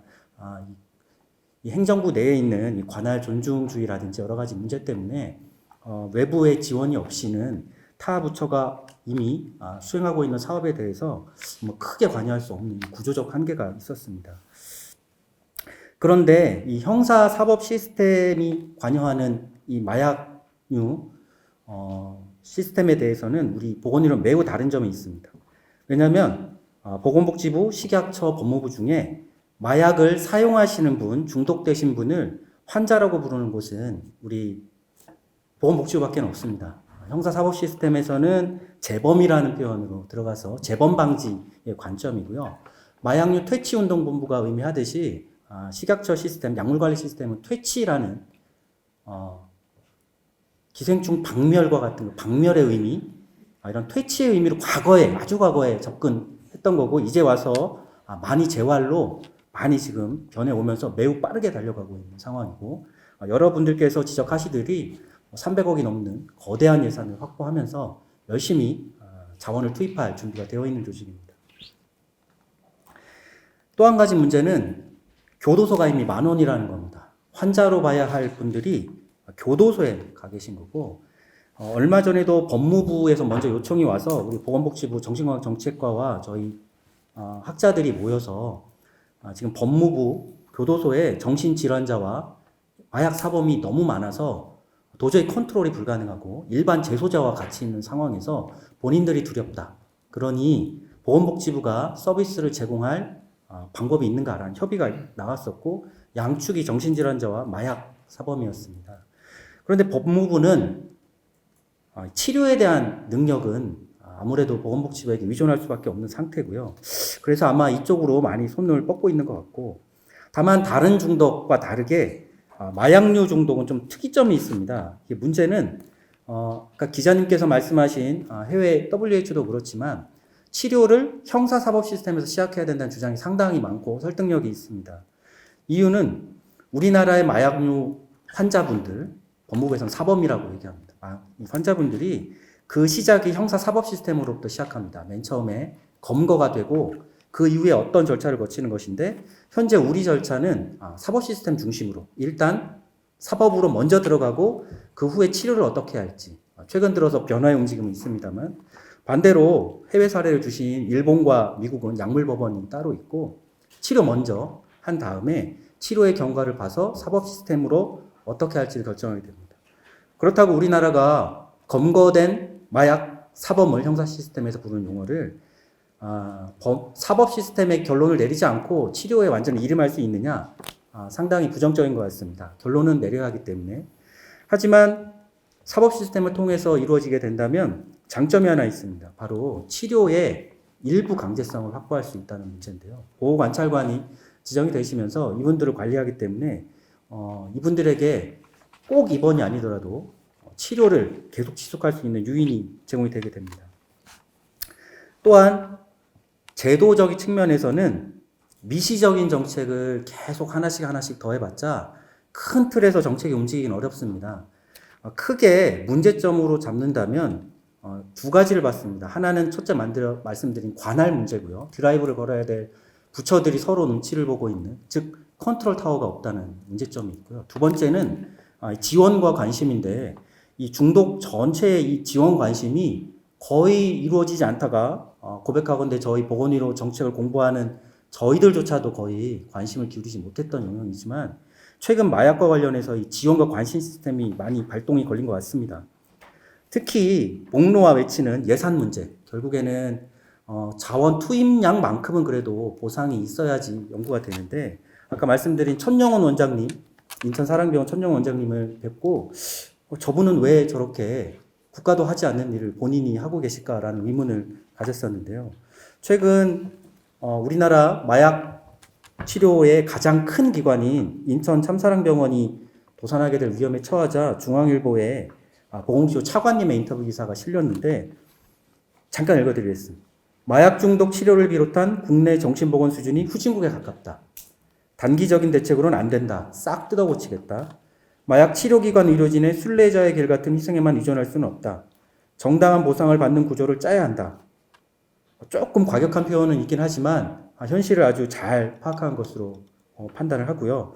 앞으로 건강보험 정책이라든지 인프라 구축의 지원 대책이라든지 조금씩 미시적 정책으로는 어렵습니다. 치료보호제도 예산 5억 늘리고 10억 늘려서 해결될 문제로 보이지는 않고 아예 패러다임 자체가 곡선이 오른쪽 전체로 이동하도록 보험제도 자체를 확실히 뜯어고쳐야 되고 특히 마약에만 관련된 것이 아니고 우리나라 정신병원 전체의 이 수가 수준이 매우 낮습니다. 우리나라 정신보건에 대한 투자 수준을 훨씬 높일 필요가 있다고 생각을 합니다. 또한 알코올은 보건복지부가 담당하는 것이 명확한데 도박은 어느 곳이 컨트롤 타워인지 불분명하고 마약도 다른 여러 부처로 많이 흩어져 있어서 최소한 치료와 관련된 컨트롤 타워는 보건복지부의 국립정신건강센터, 미국의 약물남용, 그다음 정신보건청처럼 국내에도 이런 국립정신건강센터가 있습니다. 치료와 관련해서는 미국의 제도를 본받아서 이쪽으로 많은 예산과 연구 인력을 지원하는 방안을 제안해 봅니다. 이상입니다. 예, 방금 소개받은 시립대학교 신권철이라고 합니다. 저는 발제문을 보면서 말씀드리도록 하겠습니다. 50페이지를 보시면 됩니다. 토론 제목이 중독치료회복지원법에 대하여라고 되어 있는데 실은 제가 쓴 제목은 아니고 저는 그냥 토론문이라고 써서 보냈는데 저보고 이 제목이라고 얘기를 해주셔서 약간 난감했습니다. 이유는 이 중독치료회복지원법이라고 하는 건 미국 아마 연방 정부가 각 주에다가 예산을 이렇게 투여하는 아까 얘기했던 약간 약물과 관련된 예산을 투여하는 법이어갖고 실제 우리가 약간 그대로 활용해서 쓰기에는 어려운 부분들이 더 많은 것 같기는 했었습니다. 그래서 이렇게 일본의 자료들을 조금 참조를 해서 말씀드리려고 합니다. 거기 첫 페이지 50페이지 보시면은 예전에 중독관리법을 이제 법안이 올라가고 하면서 논쟁이 됐던 건 이렇게 아마도 게임 때문에 생긴 문제였던 것 같은데 그럼 왜 나머지 것들도 이렇게 중독 시스템을 만드는데 법제를 하고 하는데 어려움이 있는지를 조금 고민해 봤습니다. 이렇게 다른 나라들은 보통 이런 것들이 그냥 만들어지는데 지금 이 경우는 특별히 그러니까 게임만 제외하고는 특별히 누가 반대하는 상황도 아닌 것 같은데 왜 안 만들어지는지 그런 부분들을 조금 이렇게 보면은 이 부분이 실은 범죄와의 연관성들이 있고 하다 보니까 마약류 같은 경우는 특히 이미 마약류 관리법 같은 경우는 이제 형사처벌 시스템 속에 포함되어 있기 때문에 이것을 별도로 또 이제 치료 서비스로 전환하는 것 자체, 사람들의 인식 자체가 그렇게 잘 바뀌지는 않는 것 같습니다. 특히 마약사범들이 어디 병원에 가려고 해도 그냥 범죄자를 받아들이는 듯한 느낌 때문에 부담을 갖는 것도 맞는 것 같고요. 그리고 뭐 그 마약류 말고도 뭐 알코올이라든지 이거는 또 범죄와는 다들 음용하는 것들이기 때문에도 그렇지만은 실은 이 토론을 이렇게 발제자분에게 부탁받으면서 저녁이라도 술이라도 사겠지라고 생각하고 온 자리가 여기이기도 한데 실은 이 알코올과 관련된 부분들은 범죄와도 많이 연결이 돼 있습니다. 한 3분의 1 정도의 강력 범죄는 주치 중에 일어납니다. 그런 것들 좀 생각을 해보면 이것도 결국은 사회적 문제로 대응하는 수밖에 없지 않을까 하기는 합니다. 그 외에 도박이나 게임과 같은 부분들은 이제 약간 논란이 있고 그렇지만 일본 같은 경우는 2019년도에 도박 대책 기본법 뭐 이런 식으로 법안이 발의돼서 만들어지기까지 한 것을 보면 별도의 별도로 법제화시키는 것도 가능한 것 같기도 합니다. 그리고 일본의 법을 이제 잠깐 51페이지로 넘어가시면은 그 일본에 이제 법이 2개가 있더라고요. 알코올 대책 기본법, 그 다음에 도박 대책 기본법 뭐 이런 식으로 이해를 하시면 될 것 같습니다. 다 2010년 이후에 만들어졌고 이거는 보통 자신들의 국가가 이런 일을 하겠다고 행정적인 계획을 세우고 그것을 시책을 만들고 그리고 그것들을 집행해 나가는 그런 식의 프로그램법이라고 보통 얘기하는 것들입니다. 그런데 그 내용을 대략적으로 보면은 알코올 대책 기본법이나 도박 대책 기본법은 다 그 내용이나 그런 것들이 유사합니다. 구조적으로 유사합니다. 그래갖고 아까 그 발제자께서 뒷부분에 보면 중독 시스템을 이렇게 만들어야 된다 하는 것들의 내용, 뭐 인력을 양성한다든지 대책 회의로서 이제 정부위원회 같은 것을 만드는 것, 그 다음에 목표를 정하고 기본 이념을 정하고 이런 것들이 기본적으로 법안에 다 담겨 있습니다. 그리고 그러면은 마약류는 왜 여기 안 들어가 있을까? 왜 중독법을 안 만들어 놨나 봤는데 마약류 같은 경우는 이미 우리나라도 그렇고 일본도 그렇고 마약류 관리법이라고 따로 별도의 것을 두고 있고 그 안에 저희도 지금 치료보호라는 제도를 두고 있죠, 사실은. 그런데 이렇게 별도의 중독법으로 안 만들어진 이유가 뭘까 봤더니 일본도 보니까 그 약물 범죄자들에 대해서는 재범 방지 대책 중에 하나로 그 시스템들을 구성을 하고 있습니다. 2017년도에 나온 이렇게 일본의 범죄 대책 강요 회의라고 하는 데서 나온 건데 재범 방지 추진 계획 같은 데 보니까 아까 그 발제자분이 말씀하셨던 여러 가지 제도들이 시책으로 다 담겨 있습니다. 법률이 아니라 시책으로 담겨 있지만 이것들을 다 집행을 합니다. 기본적으로 법무성과 후생성이. 그래서 여기에 자료에는 집어넣지 않았지만은 그 약물 중독 시스템 안에 들어가는 내용들이 뭐냐면은 법무성과 후생성이 그 마약 중독자들의 그 정보들 그것들을 서로 인수인계하는 시스템을 만들어야 된다. 이런 얘기가 하나 들어가 있고 두 번째로는 교정시설이나 보호관찰소에서도 이 약물에 대한 관리 감독, 그 다음에 교육, 지도 이런 것들을 계속 진행해야 된다. 그 다음에 이제 출소하고 난 다음에서는 갱생보호시설, 우리도 비슷한 것들이 있는데요. 그런 데서 약물 중독 회복 처우 시스템들을 만들어야 된다. 이런 얘기를 합니다.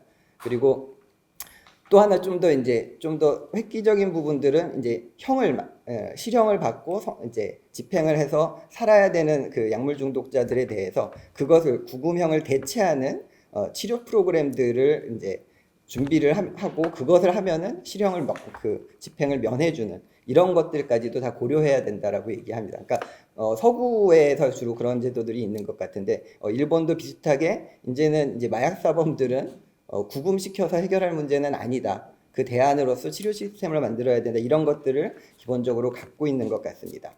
그리고 아까도 이제 이 그러니까 마약류와 관련된 치료보호 병원이 저희에도 있듯이 여기서도 이렇게 치료 지원을 하는 전문 의료기관 같은 것을 확대한다는 시책을 하나 내놓고 있고 그 외에 여러 가지 것들이 있는데 뭐 민간단체에 대한 지원 그리고 진료수가에 대한 약물 중독 치료를 위한 진료수가에 대한 좀 검토 아까 여러 가지로 진료수가에 관한 얘기들도 말씀하신 것 같은데 그런 부분들도 조금씩 들어가 있고 아까 발제자분께서 말씀하셨던 이렇게 전문가를 키워내는 것과 관련된 인재 육성과 관련돼서 뭐 정신보건복지사든 거기는 이제 공인심리사가 있으니까 그런 심리사든 생활지원 담당자든 이런 사람들에 대한 그 육성, 교육 뭐 이런 것들이 기본적으로 치료 대책으로 재범 방지 대책으로 나온 하고 있는 것 같습니다. 그래서 이제 51페이지로 넘어가시면 그러면은 알코올은 어떤 식으로 법이 만들어졌는지 그러니까 내용이 뭔지 보니까 목적, 뭐 알코올 건강장애가 뭔지 정의하고 일반적으로 술은 다들 즐기는 것이기 때문에 술 전체를 문제를 삼지는 않습니다. 그래서 부적절한 음주라는 표현을 합니다. 부적절한 음주에 의한 영향들을 막아야 된다 이런 식으로 얘기를 하고 그리고 그러니까 52페이지로 넘어가시면은 기본 이념 이런 것들이 중요합니다. 향후 이렇게 알코올을 어떤 식으로 대응을 할 것인지에 관한 문제를 얘기하는 것이기 때문에 그렇습니다. 예를 들면은 만약에 마약 중독에 대한 회복지원법 이런 걸 만들 때 그 기본 이념은 이제 그러니까 수용 시스템에서 벗어나겠다라는 얘기를 이런 기본 이념에서 해야 된다라는 얘기입니다. 그리고 각 기관과 국가의 책무 부분과 53페이지로 넘어가시면은 알코올 건강장애 대책 추진 이러면은 계획을 다 수립합니다. 여기도 이미 수립을 해놨고 그것을 한 3년 단위로 계속 검토를 하고 새롭게 만들고 그렇게 진행을 합니다. 그리고 시책이라고 표현되어 있는 거기 그 53페이지 아래 부분들 보시면은 이런 것들이 기본적으로 들어가야 이 제도들이 이렇게 굴러가게 되겠죠. 그러니까 시설이나 인력을 만들고 그 다음에 어떤 연계 체계를 만들고 하는 것들이 기본적으로 들어가 있습니다. 그리고 정부는 뭘 하는지 보면 53페이지 아래쪽에 보시면은 이게 내각부가 전체 장관들을 이렇게 다 불러 모아놓고 국무총리 그러니까 저쪽은 수상이니까 그 수상이 이것들에 대한 검토들을 하는 겁니다. 그리고 그 산하에는 전문가들로 구성된 위원회 같은 것들을 만들어서 운영합니다. 54페이지로 넘어가면은 도박대책 기본법인데 이것도 내용들은 다 비슷하다고 보시면 됩니다. 이게 다 행정계획을 세우고 집행하고 하는 시스템이기 때문에 내용들은 큰 차이가 없다고 보셔도 될 것 같습니다. 마지막으로 56페이지로 넘어가시면은 그 한국의 중독법제 제정과 관련된 검토를 좀 생각을 해보니까 일본의 경우 뭐 지금 이제 그 법률상으로 마약류나 알코올이나 도박에 대한 기본적인 법들이 있고 아까 마약류 같은 경우는 그쪽도 똑같이 범죄 시스템으로 구성해 놨기 때문에 그 범죄 시스템으로는 이것이 해결이 안 된다. 형사사법 시스템으로는 해결이 안 된다라고 생각을 하기 때문에 아까 같은 그 다른 대책들 지역사회와 연계된 시스템들 이런 것들을 별도로 시책으로 따로 만들게 된 것 같습니다. 그런데 일본의 이 개별적 중독법들은 보면 내용이 사실상 큰 차이는 없으니 통합된 중독법을 만드는 것도 가능하겠다라는 생각도 들었습니다. 그리고 실은 지금의 그러니까 중독이라고 하는 그 법적 개념이 어느 위계 속에 있는지를 이렇게 잘 보면은 실은 정신건강복지법에 따른 그 정신질환자 범주 속에서 계속 이게 운영이 돼 왔고 지금 현재도 정신건강복지법의 적용 대상이기도 합니다. 알코올이든 모든 중독자들은. 그런데 이제 실제 이제 정신건강복지법에 따른 입원 환자들 중에 약 22% 정도는 실은 알코올 환자들입니다. 입원되어 있으신 분들의. 그러니까 실은 이제 정신건강복지법을 약간 건드려야 되는 부분들도 있을 겁니다. 이렇게 독립돼서 나가게 된다 그러면은 이 공간에 계속 포함시키느냐 마느냐. 그리고 실은 아까도 쭉 나왔지만 그러니까 알코올 중독에 대한 치료 시스템은 다르다라고 이렇게 의료인분들이 얘기를 하시는 것처럼 약간 이게 치료가 되는 건지에 관한 그러니까 다른 조현병이나 이런 것과는 다른 부분들이 있기 때문에 독립된 시스템을 만들어야 된다는 얘기도 조금 고려를 해봐야 되지 않을까 싶기는 합니다. 예, 제 얘기는 마칩니다. 보건복지부 정신건강관리과장입니다. 예, 마약 중독 치료 활성화 대책을 맡고 있는데 항상 이런 국회에서 이런 토론에 오면 진짜 죄인된 심정으로 이제 몸둘 바를 모르겠습니다. 제가 이 자리에 한 1년 조금 더 있었는데 가기 전에 꼭 가시적이고 좀 실효적인 꼭 대책을 하나 만들고 가야겠다고 생각하고 또 의원님 많이 도와주시면 또 가능할 것도 같습니다. 저는 그러면 오늘 나온 이야기 중에 어떤 마약 중독 그 치료 시스템 관련되는 거 하나 그리고 현재 또 중독 치료 R&D 상황 그리고 마지막으로 중독 치료 관련 법이 없는데 이 법제에 대한 어떤 정부 상황 이 세 가지에 대해서 간단히 말씀드리겠습니다. 현재 지금 법무부에서 보통 마약 사범으로 이렇게 통계를 내는데 한 해 작년 기준으로 한 2만 명 정도 마약 사범이었습니다. 근데 그 마약 범죄가 가장 대표적인 암수 범죄이기 때문에 보통 한 20배 내지 한 30배 정도를 곱하기를 하더라고요. 그럼 현재 한 50만 명 정도가 일단 마약 중독자로 이제 추정이 되는 상황에서 현재 우리 제도권에서 이렇게 치료를 받고 있는 사람을 좀 분석했을 때 현재 치료 보호 시스템이 굉장히 좀 미약합니다. 최근에 한 300명에서 이제 작년 기준으로는 한 420여 명이 어떤 치료 보호 대상자로 선정이 되어서 한 1년간의 어떤 치료를 받았습니다. 그러면 뭐 그 사람들만 그러면 이렇게 치료를 받고 있느냐? 꼭 그건 아닌 게 이렇게 치료 보호 대상자로 이제 선정되지 못한 사람은 보통 자비로 일단 보통 그 마약 관련 치료를 받는 사람도 한 2,000여 명 정도 있습니다. 그래서 대략 한 어떤 연유에서든지 한 치료를 받고 있는 사람이 한 2,500여 명 정도 되는데 아까도 한 50만 명에 비하면 턱없이 부족하고 또 마약 범죄가 아까 의원님도 말씀해 주셨듯이 재범률이 한 40%에 가깝기 때문에 치료 재활 없이는 거의 불가능한 상황입니다. 작년에 이렇게 급격하게 마약 사범이 늘면서 특히 청년층이 이렇게 급격하게 늘면서 정부가 마약과의 전쟁을 다시 한번 하면서 좀 전 부처 대책을 냈습니다. 그래서 어떤 법무부 어떤 위주의 강력한 처벌 단속뿐만 아니라 어떤 치료 재활도 대폭 강화하겠다고 이렇게 대책으로 선언을 했는데 아직까지 그게 좀 가시적인 성과로 나타나지는 좀 못한 상황이어서 되게 좀 송구스럽습니다. 지금 복지부가 이게 손 놓고 있는 건 아니고 계속해서 조금 대책을 만들어서 재정 당국과 지금 협의도 하고 있는 그런 상황입니다. 그래서 가장 크게 목표로 하는 건 첫 번째는 아까 먼저 숫자적으로 현재 한 400여 명밖에 안 되는 치료 보호 대상자를 단기적으로는 빨리 한 1,000명까지 빨리 늘리고 한 2,000명, 3,000명까지 이제 늘려야겠다는 어떤 목표를 세웠습니다. 기본적으로 아직 그 마약에 대한 인식이 사회적으로 안 좋기 때문에 이렇게 치료를 자발적으로 받으려는 사람도 사실 많지 않고 아까 그 발제에서 나왔지만은 법무부에서 어떤 치료 보호로 연계시키는 것보다는 어떤 교육 정도, 수강 명령 정도로 간이한 방법을 하고 있는 뭐 그런 면도 있습니다. 그거는 지금 법무부하고 이렇게 협의를 하고 있는데 지금 치료 보호 숫자를 대폭 늘리겠다. 그렇지만 치료 보호 숫자만 늘린다고 그러면 인프라가 사실 잘 깔려 있지도 않은데 이거에 대한 대책은 어떻게 할 것인가? 이거에 대해서 가장 주안점을 두고 있습니다. 현재 제도적으로는 이 치료를 할 수 있는 치료 보호 기관을 작년에 이제 21개소가 있었고 올해 한 3개소를 추가해서 현재로는 24개소입니다. 24개소지만 현재 제대로 이제 치료를 하고 있는 곳은 인천 참사랑병원 그리고 경남에 있는 부곡정신병원 정도에 지금 불과합니다. 그 이유는 많이 들으셨겠지만 현재 지원 제도가 기본적으로 치료비만 지원하고 마약 치료가 굉장히 좀 관리도 어렵고 또 마약 중독자들의 조금 공격적인 성향도 있어가지고 관리하기가 힘든데 거기에 대한 어떤 보상 기제가 지금 하나도 없기 때문입니다. 그래서 여기에 대한 대책을 지금 강구하고 있고 또 재정이 필요한 것은 지금 적극적으로 재정 당국과 협의 중에 있으며 그래서 뭔가 조금 또 이번에 결국 연말에 이제 최종 예산안이 확정될 때 뭔가 좀 그런 가시적인 어떤 성과가 나올 수 있을 것 같습니다. 크게 이제 그 복지부에서는 지금 뭐 나라에서 특별히 이렇게 보상 체계가 없기 때문에 지금 그 치료 보호 기관에 좀 운영비를 좀 지원하려고 합니다. 운영비를.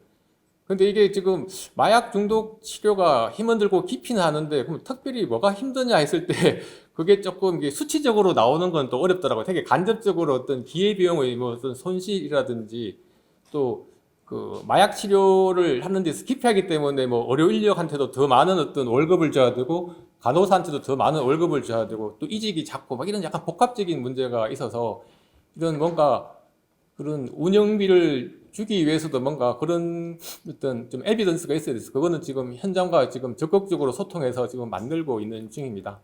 그리고 현재 이런 운영비 이외에 참사랑병원 같이 진짜 열심히 하는 곳에서는 좀 성과 보상을 하려고 합니다. 그런 얼마나 많은 어떤 중독 환자를 받는지 뭐 입원 병동 몇 개를 갖췄는지 이런 걸 좀 평가를 해서 제일 잘 안 되는 뭐 아직 액수는 뭐 정확하지 않지만 그게 뭐 1억이든 2억이든 어떤 식으로든지 좀 인센티브를 줘서 좀 치료 보호 기관이 어떤 마약 치료가 힘들지만은 그래도 정부가 적극적으로 지원한다는 그런 좀 시그널을 주려고 그렇게 하고 있습니다. 그리고 두 번째로는 현재 이 그 마약 중독자 치료 보호 대상자가 어떤 건보에서 아예 빠져 있습니다. 건보 지원에서. 이게 아직까지 그런 인식 때문일 것도 같은데 그 건강보험의 뭐 비급여의 가장 원칙적인 게 어떤 자기 책임하에 어떤 범죄를 저질렀고 그로 인한 뭐 의료비 같은 거는 조금 보험으로 이렇게 처리할 수 없다는 그런 원칙이 있는 것 같습니다.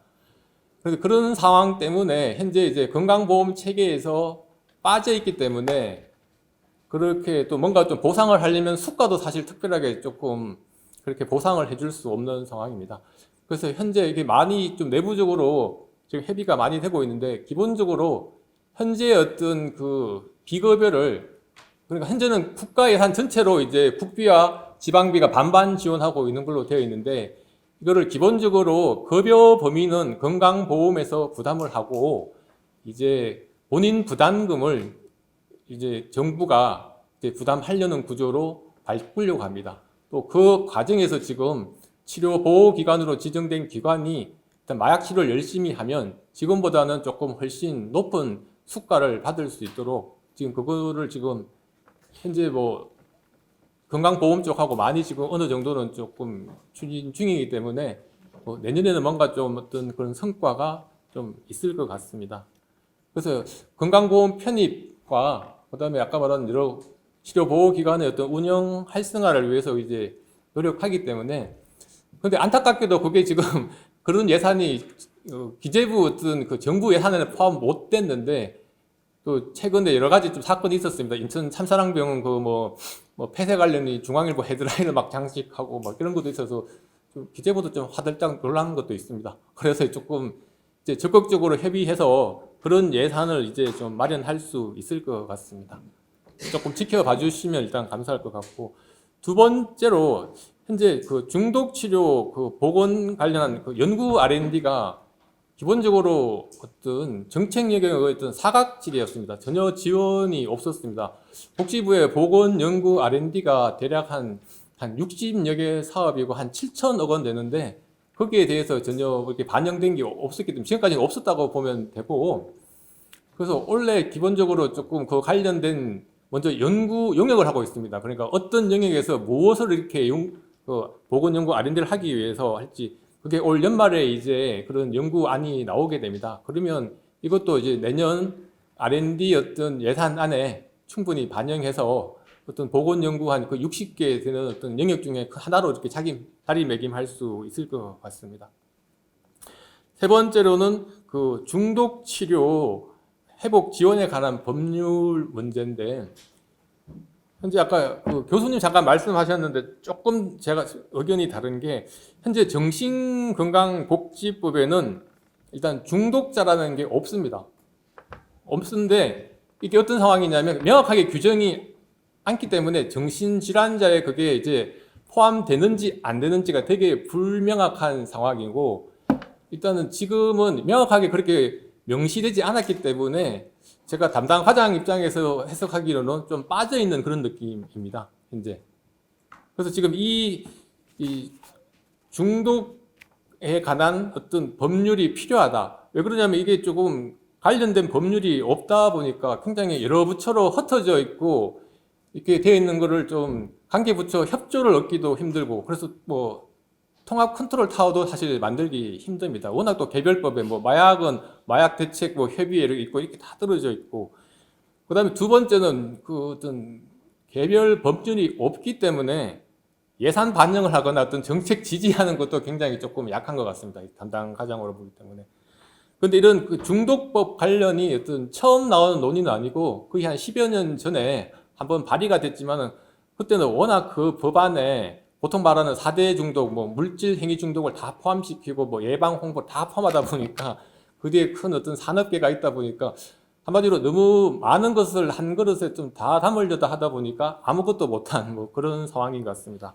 그래서 기본적으로 중독 치료 관련 어떤 법률 마련은 이제 필요할 것 같고 그걸 위해서 이제 현장과 또는 그 국회 이렇게 논의를 해서 뭔가 조금 기본적으로는 뭐 전체를 다 아우르는 것보다는 어떤 물질 중독 중심으로 하고 또 그 어떤 포커싱하는 대책도 어떤 치료 재활 중심으로 짜면 뭔가 좀 성과가 좀 나올 수 있지 않을까 합니다. 예, 이렇게 좀 준비하고 있습니다. 예, 감사합니다.